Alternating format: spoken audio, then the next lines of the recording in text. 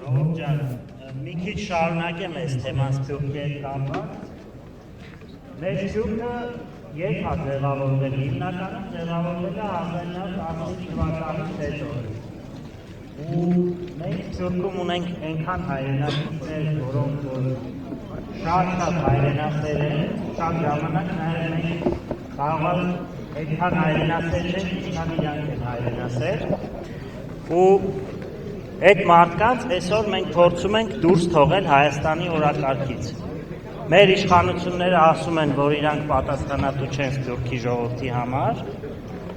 Սփյուռքի ժողովուրդը ինքը իր գլխի ճարը պետք է տեսնի, եթե ինչ-որ խնդիրներ ունի։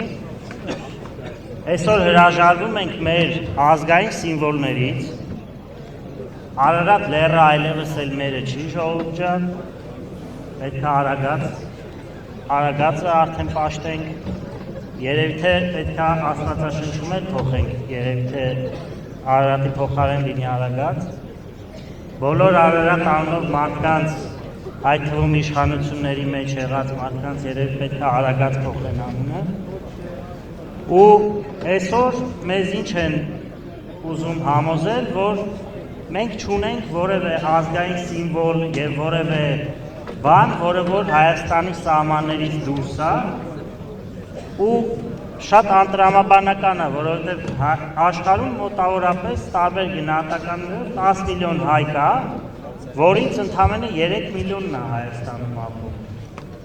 Ու եթե այդ ամեն ինչը պետք է մենք ընդունենք, պետք է մոռանանք 7 միլիոն Հայաստանից դուրս ապրող մեր հայրենակիցներից։ Իսկ մենք չենք մոռանա այդ մարդկանց, որովհետև այդ մարդիկ մեր մեծ ընտանիքի անդամներ են, որովհետև այդ մարդիկ իրանց երկրներում պահում են հայկականը այնքան բարձր, որ մենք անգամ Հայաստանում չենք էլ պատկերացնում, որ կարելի է լինել այդքան հայրենասեր։ Գնացեք Լիբանան, գնացեք Ֆրանսիա, գնացեք Ամերիկա, տեսեք ինչքան հայրենասեր հայեր կան այդ երկրներում, որոնք այնքան բան են ուզում անել Հայաստանի համար, որ ուղղակի չեք կարող պատկերացնել։ Դրա համար մենք բոլորս հիմա պետք է ողջունենք Բուենոս Այրեսից Սիդնեյ, Օսլոից մինչև Յոհանեսբուրգ բոլոր հայերին, ողջունում ենք բոլոր հայերին, աշխարհի բոլոր հայերին։